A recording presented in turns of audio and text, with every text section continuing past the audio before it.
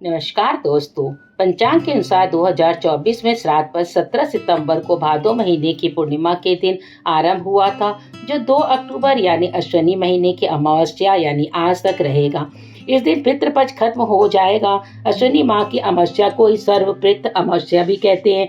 सर्वपितृ अमावस्या के दिन तर्पण, श्राद्ध, पिंडदान आदि करना चाहिए। दिवंगत पूर्वजों की आत्मा की शांति के लिए यह अनुष्ठान किया जाता है। अगर पितृपक्ष में किसी मृत व्यक्ति का श्राद्ध करना भूल जाए या किसी की मृत्यु तिथि मालूम नहीं है तो उसका श्राद्ध क्रम इस अमावस्या को करना चाहिए। इस अमावस्या को हम लोग महालया के नाम से भी जानते हैं। पितृपक्ष में पड़ने वाली अमावस्या को महालया अमावस्या, सर्वपितृ अमावस्या और विसर्जनी अमावस्या भी कहा जाता है। पितृपक्ष में पितरों का तर्पण, श्राद्ध कर्म करके उसकी आत्मा की मुक्ति के लिए प्रार्थना की जाती है। कुछ लोग महालया अमावस्या पर अपने सभी पितरों का तर्पण करते हैं। पितृदोष से मुक्ति के लिए महालया अमावस्या पर पितरों का श्राद्ध बहुत महत्व रखता है। पितृदोष दूर होने से जीवन में तरक्की और सुख समृद्धि का वास होता है। महालया अमावस्या पर सुबह जल्दी उठकर स्नान कर लें। इसके बाद दक्षिण दिशा में पितरों को जल अर्पित करें।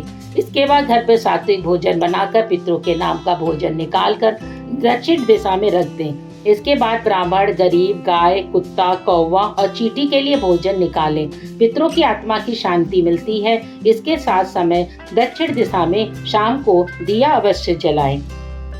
पितृपक्ष में सुनने वाली कथा। एक बार अच्युता ने 1000 वर्ष तक तपस्या की, जिससे प्रसन्न होकर देवताओं के पितृगण अग्नि, श्वता और बहिष्वपत अपने अन्य पितृगण अमावसु के साथ अच्युता को वरदान देने के लिए अश्विनी अमावस्या के दिन उपस्थित हुए। उन्होंने अच्युता से कहा कि हे पुत्री, हम सभी तुम्हारी तपस्या से अति प्रसन्न हैं, इसलिए जो चाहो वर मांग लो। लेकिन अच्युता ने अपने पितरों की तरफ ध्यान नहीं दिया और वह अति तेजस्वी पितृ अमावसु की अपलक निहारती रही। पितरों को बार बार कहने पर उसने कहा, हे भगवान, क्या आप मुझे सचमुच वरदान देना चाहते हैं? इस पर तेजस्वी पितृ अमावसु ने कहा, हे अच्युता, वरदान पर तुम्हारा अधिकार सिद्ध है, इसलिए निसंकोच कहो। अच्युता ने कहा, भगवान, यदि आप मुझे वरदान देना ही चाहते हैं तो मैं तत्क्षण आपके साथ रमण कर आनंद लेना चाहती हूँ। अच्युता के इस तरह कहे जाने पर सभी पितृ क्रोधित हो गए। उन्होंने अच्युता को श्राप दिया और वह पितृ लोक से पतित होकर पृथ्वी लोक पर जाएगी। पितरों के इस तरह श्राप दिए जाने पर अच्युता पितरों के पैरों में गिरकर रोने लगी। इस बार पितरों को दया आ गई। उन्होंने कहा कि अच्युता, तुम पतित यानी कि योनि में श्राप मिलने के कारण मत्स्य कन्या के रूप में जन्म लोगी।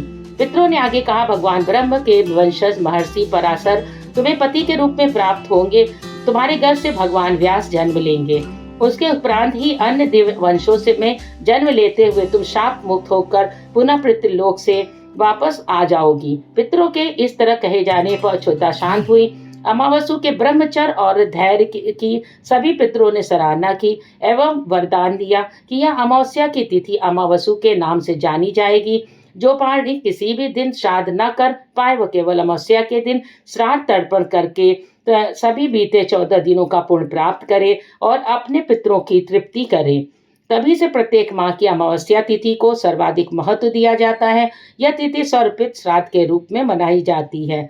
उसी पाप के प्रायश्चित हेतु कालांतर में यही अच्युता महर्षि पराशर की पत्नी एवं वेदव्यास की माता सत्यवती बनी थी।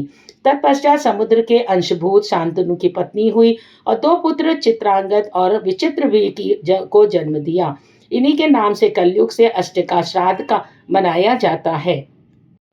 इसके पूर्व पिंड बनाकर पितरों का हम लोग अमावस्या के दिन तर्पण करना चाहिए और भोजन कराया जाता है पितरों को। उसके बाद पंचबली कर्म करके ब्राह्मणों को भोजन जरूर कराएं आज के दिन अमावस्या को, जिससे पितृ प्रसन्न होकर हमें आशीर्वाद होकर जाएं, जिससे साल भर हम लोग अच्छे से सुख समृद्धि के साथ में रहें, हमारे कोई भी काम ना रुके, हमारे घर के कोई भी सदस्य को कोई कष्ट ना आए, हमें किसी तरह का वो श्राप ना दे के जाएं। तो दोस्तों, आज रही इसकी कथा। अगर आपको थोड़ी भी पसंद आई हो तो हमारे चैनल को लाइक और सब्सक्राइब करना ना भूलें। ऐसी पौराणिक कथा के लिए फिर मिलते हैं। धन्यवाद।